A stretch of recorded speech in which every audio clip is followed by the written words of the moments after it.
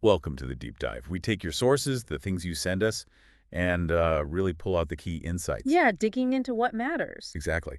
And today you sent us a really interesting one. Chum Kiu, Wing Chun Gung Fu's second form.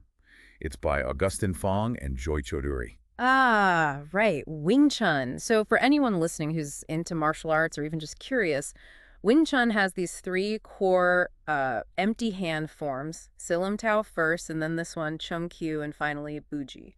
And the document points out these aren't just like isolated drills. Not at all. They're foundational. They basically set up everything else. You know, the wooden dummy work, those butterfly swords, the butt jom do, Right, the knives. and even the long pole, the quan. It all comes back to these three forms. So our mission today, listener, is to really get under the hood of Chum Kiu. We want to figure out why it's so important, how it flows from that first form, Sil Lim Tao, and what it sets up for Biu Jee.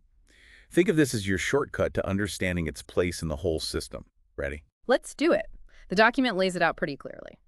There's the sequence. Sil Lim Tao is first, and that's all about getting your stance solid, your structure stable, like planting roots. Okay, grounding yourself. Exactly. Yeah.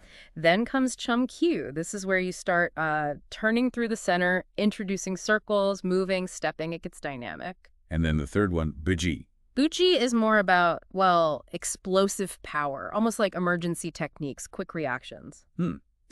But it's not just step one, step two, step three, right? Yeah. The authors say something really cool about how they merge with mastery. Yeah, that's a key point. They say with enough practice, they actually link up, become this one complete functioning circle. It's not three separate things anymore. Wow, that's a powerful image. A single flowing movement. It is. And Chum Kiu is like the essential connector in that. It takes the stability from Sil Lim Tao and makes it mobile, dynamic.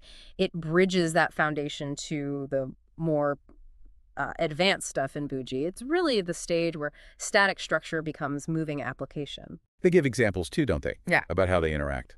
Like, Chum Kiu's turning can counter Sil Lim Tao's static hands. Right. If someone's just holding a position from Sil Lim Tao, that Chum Kiu turn can, shift the angle, neutralize it. It shows the adaptability. That's clever. So the forms aren't rigid defenses against each other. No, not entirely.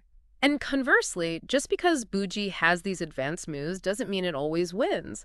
The document mentions a well-timed, powerful, direct move from Sil Lim Tao can shut down a Biu Jee technique. So timing and power are still king. Always. It just shows they're all parts of one system. Each has its role, but they work together. And as the authors stress, you really can't jump into Chum Kiu properly without nailing Sil Lim Tao first. Right, that foundation. Okay, so let's zoom in on Chum Kiu itself. The document talks about efficient circling and turning of the entire body, coordinated and unified. That sounds like a big step up from just standing still. It absolutely is. This is where you learn to move your whole body as one piece. But, and this is crucial, the authors say you have to build this on the Sil Lim Tao structure. Try to do these turns without that solid base. Things fall apart. Pretty much. Your structure collapses, you lose balance, you become vulnerable. I remember trying some Chum Kiu moves way too early before I really got Sil Lim Tao. It felt awful, like trying to dance on quicksand. Huh, yeah, I can imagine. So it's more than just footwork, this turning motion, the Chor Ma that seems central. Oh, completely central. And it integrates with the stepping and stance work that comes later in the form sequence. Explain that Chor Ma a bit more. It's not just twisting. No, it's a unified turn of the whole body around your central axis. And that, combined with the footwork, the stepping and Chum Kiu, is what lets you enter an opponent's space, close distance, kick effectively, and maintain control. They mention axial mother line turns, too. Sounds technical. What's the idea there? Think of your spine, your center line. Those turns are specifically designed to train you to move everything together, connected, around that central axis. It unifies the joints. And why is that unification so important? Power. Efficient power direction. When all your joints move together, your whole body contributes to the force. Instead of just, flailing an arm, it channels energy effectively. Okay, that makes sense. Now, the name itself, Chum Kiu, they say it means searching for the bridge. What exactly is the bridge here? Good question. It's about connection. On one level, the bridge is simply your forearm, the point where you might make initial contact, like a physical bridge. The point of contact. Right, but dynamically it's any point of contact you establish, and the searching part is key. Chum Kiu teaches you to actively seek out or create that contact point. You don't just wait for it. So you're initiating the connection, moving from passive to active. Precisely. If there's no bridge, you go find one or make one. You create that link to feel what the opponent is doing to control them. And they say to do this softly, not with brute force. Yeah, that's vital. It's not about muscling through. It's about sensitivity, feeling the opponent's structure through that bridge, using minimal tension to guide or disrupt them, developing that subtle control. Interesting. This flows right into power and mobility. The document claims the Chum Kiu turn is crucial for developing both. How does one movement do that? Well, think of it like this. Sil Lim Tao helps build the potential, maybe strengthens tendons through things like wall bag training or soft iron palm work. But Chum Kiu provides the delivery system. Okay. So the strength is there, but Chum Kiu lets you apply it effectively. Exactly. It's the mechanism for channeling that power through coordinated mobile movement. It's how you use the strength you've built. And they warn against skipping this, like thinking you need bigger muscles or fancy footwork if your Chum Kiu isn't solid. Right. It's a common trap, apparently. People might lack the integrated power from good Chum Kiu and try to compensate with just raw strength or adding extra, maybe inefficient steps. But Wing Chun's efficiency comes from that unified body movement learned in Chum Kiu. That's the core idea. You use structure and coordination, not just muscle. They mention that even advanced training, like with the Bat Jam Do for footwork or the Quan Pole for power, isn't as effective if your Chum Kiu foundation is weak. Okay, so it underpins everything. Let's talk about how Chum Kiu changes the techniques from the first form.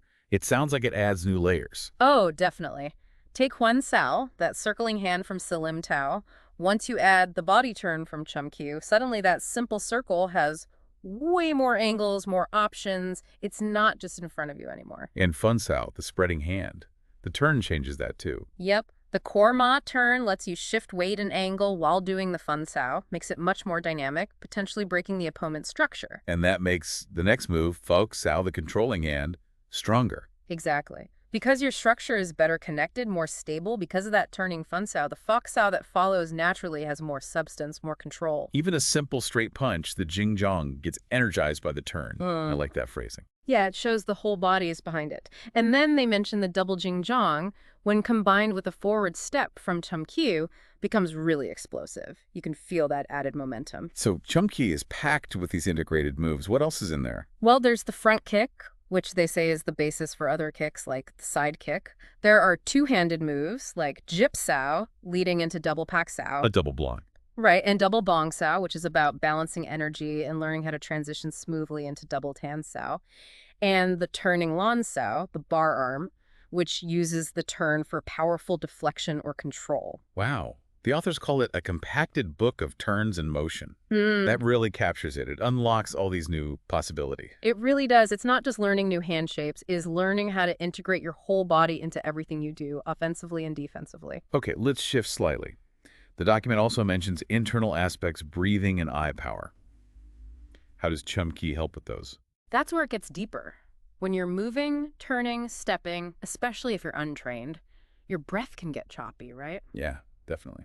Chum Kiu, because it emphasizes smooth, coordinated movement, actually trains you to regulate your breathing while moving, helps you stay calm, conserve energy. And eye power?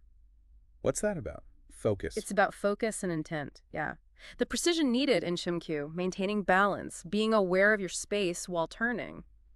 It naturally sharpens your focus. You develop this penetrating gaze, better awareness of the opponent's subtle cues. It helps reaction time. So all this development, the techniques, the internal stuff, it's not just theory. How does it translate into actual training? The document lists a whole range of methods. Kicking drills, stepping patterns, sensitivity training like Chi Sau. Sticky hands. Right, sticky hands, and Lop Sau, pulling hands. Then there are lots of two-person drills, Pak Da, San Sau, Man Sau, even slow sparring and timing work. All these drills are built on the principles you learn in Chum Kiu. And this is where they bring back those internal ideas, sinking, softness, quietness, but combined with alignment. Exactly. It sounds like a contradiction, right? Softness and structure. Yeah. But they work together. Softness lets you feel the opponent, adapt, gather information. Okay. But that softness needs the underlying skeletal alignment to actually direct your energy effectively, to generate that explosive Wing Chun power. One without the other isn't nearly as effective. Softness without structure is weak. Structure without softness is rigid and insensitive. They complement each other. Perfectly. That's how you get that kind of stealthy explosiveness they talk about. So wrapping this up, Chum Kiu isn't just form number 2. It sounds like it's the absolute linchpin. It really is. It's the bridge connecting that solid Sil Lim Tao foundation to the dynamic, adaptable applications needed for Biu Jee and, well, for actual self-defense. It's key to developing mature Wing Chun. A vital bridge. Yeah. And we should mention the authors again, Augustine Fong in Tucson and Joy Chaudhary in Tempe, Arizona. Their insight here is really valuable. Definitely. Deep understanding shines through. Okay, so for you listening, the big takeaway from this deep dive, Chum Kiu is way more than just the second form. It's the integrator. It links the stability of the first form with the advanced motion of the third. It teaches body unity, efficient movement, and that crucial idea of searching for the bridge, actively connecting to control. And maybe think about that idea, the bridge connecting foundation to application. Does that apply elsewhere in your life? In learning other skills, maybe. That's a great point. Where else do you need that bridge? And one last thought to leave you with, that principle of searching for the bridge, actively seeking connection. How might that apply beyond martial arts in tackling tricky problems or even in how you build relationships? Something to chew on. Interesting angle. Thanks for joining us for this deep dive.